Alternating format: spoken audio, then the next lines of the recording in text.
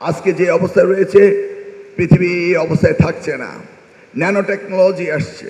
অতএব এই টেক্সটাইল ইন্ডাস্ট্রিতে কিভাবে আরও মডার্নাইজ করে কম্পিটিশনে আমরা নাম্বার 1 হতে পারবো, সেদিকে আমাদেরকে কাজ করতে হবে। ইঞ্জিনিয়ার সাহেব দাবি করলেন ক্যাডার করার জন্য, তো এটা অ্যাকচুয়ালি আমাদের ডিপার্টমেন্টের কাজ না, এটা জনপ্রশাসনের কাজ।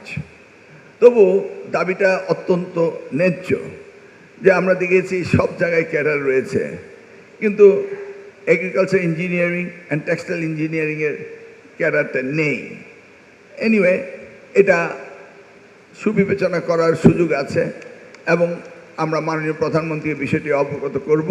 এখানে যারা আজকে এই ইঞ্জিনিয়ারিং সেক্টরে ঢুকছ, তোমরা সকলেই ওই ভাবনা থেকে যে আমরা এমপ্লয়ি হব না, আমরা এমপ্লয়ার হব।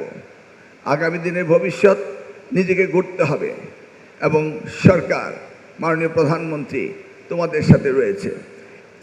Any type of problem will address it.